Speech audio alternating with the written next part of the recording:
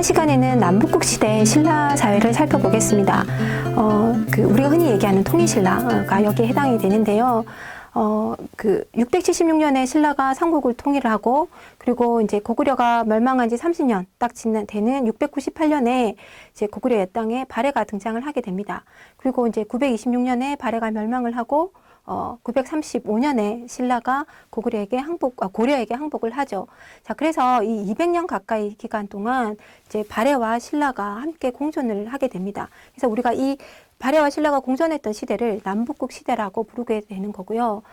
기록에 보면 이제 원성왕과 헌덕왕 때 발해를 북국이라 칭하면서 사신을 파견한 기록이 있습니다. 그리고 이제 그 조선시대 들어오면 유득공이 이제 발해구를 쓰면서 이 발해와 신라를 각각 남북국이라 부르자라고 하는 제안을 하게 됩니다. 자, 한동안 이제 이 얘기가 없다가 1970년대 들어와서 학계에서 이제 이 남북국 시대론이 제기가 되는데요. 가장 큰 이유는 우리가 이제 통일신라 시대라고 규정을 해버리면 사실은 이제 발해가 빠져버리게 된다는 거죠. 그래서 이 발해를 우리 역사에 어떻게 같이 넣을 것이냐라고 하는 고민의 결과 이 남북국 시대론이 제기가 되었던 거고, 최근에는 이제 교과서도 그렇고 이 남북국 시대를 널리 이제 받아들이고 있습니다. 자, 다시 이제 신라 시대로 들어가서 설명을 드리면요. 신라의 역사가 1000년이잖아요. 이 기나긴 시간을 이제 각 역사서들이 이제 시대 구분을 하고 있는데, 삼국사기하고 삼국유사가 똑같이 이 신라사 중심이라고 하지만 신라사를 시기 구분하는 방식이 조금 다릅니다. 삼국사기에서는 상대, 중대, 하대 이렇게 구분을 하면서 통일 이후의 시기를 중대, 하대로 양분을 하고요. 삼국유사에서는 상고, 중고, 하고라고 3개로 구분을 하지만 통일 이전의 시기를 상고, 중고로 나누고 있습니다. 그래서 약간 차이가 보이고 있죠. 다만 공통점은 어디냐면 무열왕대를 기준으로 해서 동일하게 이제 나누어지고 있다라는 겁니다. 그래서 아마 이 무열왕을 기준으로 삼았던 이유는 이제 무열왕이 진골 왕으로서 이제 왕이 된 최초의 인물이기도 하고, 그다음에 신라가 삼국을 통일하는 시점이기도 해서 이런 역사인식에 있어서는 삼국사기를 쓴 김부식이나 삼국유사의 일연이 공통적으로 인식을 했던 것이 아닌가 이렇게 생각이 됩니다. 보통 이제 통일 이후에 신라 사회를 설명할 때는 그 변화상을 설명하려면 삼국사기의 기록에 따르는 시기 구분을 많이 쫓게 되고요. 그래서 저도 오늘 이 시간에는 삼국사기 시기 구분에 따르는 중대, 하대 이 개념을 가지고 설명을 드리도록 하겠습니다. 이 중대라고 하는 시기는 무열왕 때부터 해서 해공왕 때까지를 우리가 중대라고 얘기하는데요. 이 시기는 이제 무열왕, 즉 김춘추 진골 출신이었던 이 김춘추가 왕이 돼서 진골왕이 등장하는 시점이기도 합니다. 그리고 이 중대에는 무열왕의 후손들이 왕위를 세습하는, 즉 일명 무열왕계에 의한 통치 시기 이렇게도 규정을 하고 있습니다. 자, 그래서 이제 여기서 이제 진골왕의 등장이라고 하는 것이 신라사에서 어떤 의미를 가지느냐 하면, 자, 왕이 진골이기도 하고, 그 다음에 진골 귀족도 존재를 하잖아요. 그러니까 왕과 귀족 사이에 진골이라고 하는 신분적인 차이가 존재를 하지 않습니다. 신분적인 측면에서 보면 동등하게 되는 거죠. 그러면 왕의 입장에서는 또는 왕실의 입장에서는 어떻게 하면 진골 귀족과 다른 왕권을 확보할 것이냐, 이게 이제 신라 사회의 과제가 되는 거죠. 자, 그래서 신문왕 때 가게 되면 신문왕의 정책을 좀 살펴보면요. 일단 신문왕은 자기의 장인이기도 했지만 이 김흠돌이라고 하는 진골 귀족을 이제 진압을 하게 되고요. 나아가서는 진골 귀족들을 숙청을 합니다. 그리고 이제 왕의 직속기관이라고 할 수 있는 집사부를 강화를 하는데요. 집사부의 이제 장관이 이제 중시 또는 이제 시중이라고도 합니다. 이 사람의 이 지위를 강화를 시켜 갑니다. 그렇게 되면 귀족들 회의를 이끌어가는 상대등이라고 하는 존재는 지위가 약화가 되게 되는 거죠. 그리고 이제 나아가서는 이제 이 관료존을 지급을 하고, 그 다음에 노급을 폐지를 하는 정책을 실시하는데요. 이 관리들은 그 나라에 복무하는 대가로 토지를 받습니다. 토지를 받게 되는데, 이 관료전이라고 하는 것은 그 토지 중에서 세금을 거둘 수 있는, 즉 수조권만 인정을 해주는 제도이고요. 노급이라고 하는 것은 어떤 일정한 지역을 이 관료에게 주게 되면 그 관료는 수조권뿐만 아니라 노동력까지 이제 이용을 할 수 있는 그 권한이 주어지게 되는 겁니다.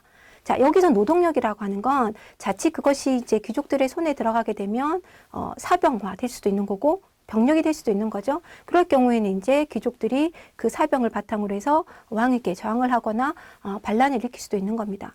자, 그래서 이 그 신라 왕실의 입장에서 봤을 때는 결국은 이 가능하면 노동력 주는 것을 금해야 됐던 거죠. 그래서 노급을 폐지하고 오로지 수조건만 주는 이 관료전을 지급을 하게 됩니다.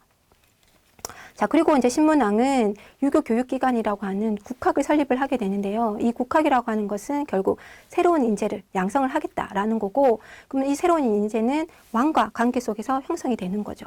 그래서 왕이 필요한 새로운 인재를 뽑겠다라고 하는 의미를 담고 있습니다. 자, 이런 측면에서 신문왕의 정책을 쫙 보면 결국 한 가지로 귀결이 됩니다. 그것은 진골 귀족 세력을 약화시키겠다라는 거죠. 그러면 진골 귀족 세력을 약화시키면 상대적으로 왕의 권위와 권력이 높아지게 되는 거죠. 그래서 이제 한편으로는 왕권 강화 이렇게도 설명을 할 수가 있습니다. 자, 그 다음에 이어서 이제 성덕왕 때 보면 이제 백성들에게 정전을 지급했다라고 나오는데 사실 이 정전이 뭔지 정확하게 알 수가 없습니다. 기록이 없어서. 그렇지만 백성들에게 토지를 줬다라는 것은 결국 백성들이 노비로 전락해서 귀족에게 귀속되는 것을 막았다라는 거죠. 그러면 이제 그것이 그 자체가 결국은 귀족들의 경제적, 정치적 그 세력을 약화시키는 역할을 하게 됩니다. 그래서 이것 또한 왕권 강화 정책의 일환이다라고 볼 수 있는 것이고요. 자, 그리고 이제 경덕왕 때 가게 되면 중앙 간부나 또는 지방 행정 구역들을 다 이제 한자어로 바꾸게 됩니다. 명칭을 변경을 하게 되는데 이걸 우리가 일명 한화 정책이라고 얘기를 합니다. 근데 이 환화 정책이 계속 지속이 되냐? 그렇지 않습니다. 얼마 안 있어서 다시 본래 명칭으로 돌아갑니다.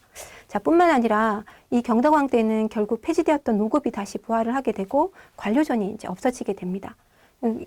그럼 이러한 상황을 보면 결국은 끊임없이 그동안 귀족들이 반발을 해왔다는 거죠. 그리고 이 경덕왕 때 되면 결국은 귀족들의 세력이 커짐으로 인해서 이 노급이 부활했다라고 하는 것을 우리가 충분히 예상을 해볼 수가 있습니다. 이 경덕왕의 아들이 누구냐? 바로 해공왕이고요. 이 해공왕이 8살에 즉위를 해서 어린 나이에 즉위를 해서 결국은 진골 귀족에게 이제 살해가 되게 됩니다. 자, 그래서 이제 중대가 끝나게 되는 거고, 그 다음에 그 중대의 끝은 결국 무열왕계의 끝이로 마무리가 되게 되는 겁니다. 자, 그러면 이제 진골 귀족 세력들이 이제 크게 강성했다라고 볼 수 있는 거죠. 해공왕이 죽고, 그 다음에 그 당시에 이제 상대등이었던 김양상행이라고 하는 이 사람이 왕에 오르게 되는데요. 이 사람이 바로 선덕왕입니다. 그래서 여러분이 그 통일 전에 존재했던 여왕 선덕왕과 그 다음에 통일 후에 등장하는 이 하대에 등장하는 남자 선덕왕을 잘 구별을 하셔야 됩니다. 요즘에는 여왕이라고 하는 표현을 잘 쓰지 않습니다. 그래서 선덕 여왕이라는 표현보다는 선덕왕이라고 하는 표현을 쓰고 있기 때문에 여러분 시기를 가지고 잘 구분을 하셔야 됩니다. 자, 어쨌든 이 선덕왕의 즉위부터를 우리가 보통 신라 하대라고 규정을 하게 되는데요. 하대, 그러니까 선덕왕이 즉위한 이후에 얼마 안 있어서 선덕왕이 죽게 되고, 선덕왕이 이제 사후가 없었기 때문에 이제 그 이후에 왕의 지위를 놓고 귀족 간에 약간 이제 왕위 쟁탈전이 벌어집니다. 거기에서 승리한 사람이 이제 원성왕이었던 거고요. 자, 이 왕실 계보도를 보시면 신라 하대는 거의 이 원성왕계에 의해서 이루어졌다 해도 과언이 아닙니다. 그 선덕왕과 이 원성왕의 공통점이 무엇이냐 하면 이들은 내물왕계입니다. 그래서 신라 하대에 가면 그 내물왕계가 이제 왕권을 이어가는, 그래서 왕의 그 계보가 바뀌는 이 측면이 있습니다. 자, 우리가 보통 신라하대를 설명을 할 때 진골 귀족 간의 왕위 쟁탈전이 활발하게 이루어졌다. 그래서 혼란기였다.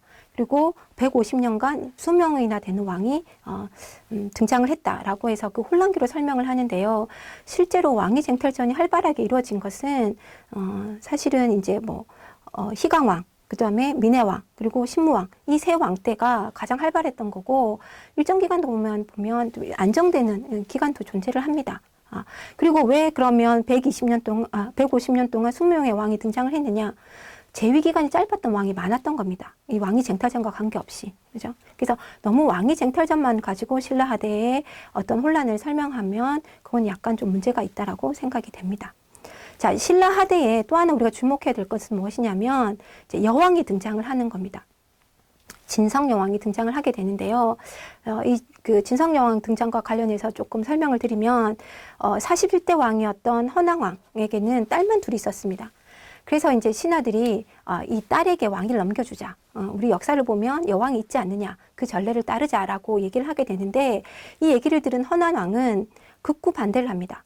암탉이 울면 나라가 망한다, 이런 얘기를 하면서 여왕의 통치를 긍정하지 않습니다. 그래서 결국은 사위였던 경문왕에게 왕위를 넘기게 됩니다. 자, 그리고 이제 경문왕에 이어서 경문왕의 자식들이 이제 줄줄이 왕위를 이어가게 되는데요. 이제 정광왕이 이제 후사가 없이 이제 죽음을 맞이할 때쯤 돼서 결국은 이제 후사가 없었기 때문에 자기의 여동생이었던 진성여왕의 즉위를 건의를 하게 됩니다. 그때 이제 이 정광왕이 뭐라 얘기하냐면, 우리나라에겐 훌륭한 선덕여왕과 진덕여왕의 경험이 있다. 이런 훌륭한 여왕이 등장할 수 있다.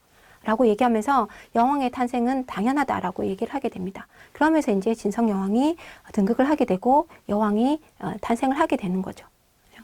자, 그래서 이 굉장히 짧은 기간 안에 여왕을 바라보는 시선이 바뀌게 됩니다. 자, 이런 것도 한번 주목해서 생각을 해보시면 좋겠고요. 자, 어쨌든 진성왕이 즉위를 하게 됐는데, 이 진성왕 때는 되게 안타깝게도, 그죠? 원종과 애노의 난을 비롯해서 이제 전국적으로 농민 봉기가 일어나게 됩니다. 얼마나 심각했느냐라고 하는 것은 이 최치원이 기록한 해인사 그 묘길상 탑기라고 하는 이 기록에 보면 이제 굶어 죽은 시체와 전사한 해골이 들판에 별처럼 펼쳐져 있다, 이렇게 얘기를 합니다. 굉장히 심각한 상황이었던 걸 보여주는 거죠. 자, 그래서 이제 진성여왕 이후에 이런 농민 봉기를 겪으면서 신라는 쇠퇴의 길로 접어들었다라고 얘기를 하게 됩니다. 자, 그런데 여기서 우리가 그러면 신라가 쇠퇴의 길로 접어드는 또는 멸망의 길로 접어드는 원인을 진성여왕한테 둘 수 있느냐? 절대 그렇게 보시면 안 됩니다. 만약에 그게 진성여왕의 잘못이라고 한다면 진성여왕을 몰아내고 그 다음에 왕이 되는 사람이 통치를 잘해서 안정화시킬 수 있었겠죠. 그죠? 그런데 진성여왕 이후에 이제 왕들이 쭉 이어지지만 결국은 신라 사회를 다시 제자리로 못 돌립니다. 그것은 그동안 오랜 기간 동안 신라가 갖고 있었던 사회적인 모순이 축적이 되었던 것이고, 그게 마침 진성여왕 때 폭발을 한 겁니다. 그래서 이러한 사회적 모순의 축적이라고 하는 측면에서 신라의 쇠퇴 과정을 살펴보는 게 필요하다, 이렇게 생각이 됩니다. 그래서 결국 진성여왕 이후에 신라가 쇠퇴하면서 결국은 신라 사회 회복은 불가능하다라고 하는 것을 인식을 하면서 새로운 시대를 꿈꾸는 새로운 세력들이 등장을 하게 되는데요. 그 대표적인 사람들이 호족, 육두품, 그 다음에 선종 승려들입니다. 호족은 이제 촌주 출신들이 많고요. 그다음에 낙향한 귀족들이나 그다음에 장보고와 같이 이제 해상 군진 세력들이 이제 호족의 일부로 활동을 하게 됩니다. 자, 이들은 이제 지방의 독자적인 세력을 가지고 있고 군사력을 갖고 있었습니다. 그래서 성을 하나 지어서 이제 이 그 주민들을 보호를 하고 있었죠. 그래서 성주나 장군으로 불리면서 독자적인 세력을 형성하고 있었던 호족이 있었고요. 자, 그다음에 신라 골품제의 가장 큰 피해를 보는 사람이 누구였느냐? 불만이 많던 사람이 누구냐? 바로 육두품이었습니다. 그래서 이 육두품들은 우리가 이제 최치원이나 이런 이제 사례에서 보듯이 중국 당나라에 유학을 갔다 온 굉장한 엘리트들이 많았습니다. 그런데 이 사람들이 출세할 수 있는 길은 한정이 되어 있었던 거죠. 그러다 보니까 이 신라 골품에 대한 불만이 많았던 것이고, 그래서 이제 이 육두품들은 당시에 이제 지방에서 성장을 하고 있었던 호족들과 결탁을 하거나 또는 은둔 생활을 하거나 이런 이제 갈림길에 놓이게 됩니다. 자, 그리고 또 하나 주목해야 될 것은 선종 승려들인데요. 이 승려들은 이제 뭐 처음부터 선종 승려들도 있지만 중국 유학을 갔다가 중국에서 유행하는 선종을 배워온 승려들이 많습니다. 이 선종은 기존에 있었던 교정하고 다르게 수행을 통해서 깨달음을 얻는 이런 것을 지향을 하게 되는데요. 그러다 보니까 이제 그 중앙에 귀족들과 결탁되어 있는 교정에 대한 비판적인 시각을 가지게 되고, 그래서 이제 중앙의 귀족들도 당연히 이 선종 승려들을 받아주지 않습니다. 처음엔 선종 승려들을 보고 중앙의 귀족들은 뭐라 그랬냐면 마귀의 말을 한다라고 해서 이제 쫓아내게 됩니다. 그러다 보니까 이 선종 승려들이 이제 지방으로 내려가게 되죠. 그래서 지방에서 세력을 형성하고 있었던 이 호족들과 결탁을 하게 되는 거고, 그들에게 여러 가지 이제 좀 지식적인 부분, 통치에 도움이 될 만한 부분들을 제공을 해주게 됩니다. 그리고 이걸 바탕으로 해서 지역 문화를 꽃피우는데 크게 영향력을 끼치게 됩니다. 자, 그래서 이런 지방 호족, 그 다음에 육두품 출신의 유학자, 그 다음에 선종 승려, 이 사람들이 이제 새로운 시대를 추구하는 하나의 세력을 형성하게 되는 거고요. 이제 이들이 이제 결국은 신라의 반기를 들게 되는 거죠. 즉, 신라를 이제 부정하기 시작을 합니다. 그 대표적인 인물이 이제 견훤이고요. 그래서 견훤은 이제 후백제라고 하는 나라를 세우고, 궁에는 이제 후고구려라고 하는 나라를 세웁니다. 그래서 결국 신라는 다시 후삼국 시대로 분열을 하게 되는 거고, 결국 이러한 후삼국 시대를 거치면서 새로운 사회에 대한 비전 이런 것들을 생각하게 되었다라고 볼 수 있습니다.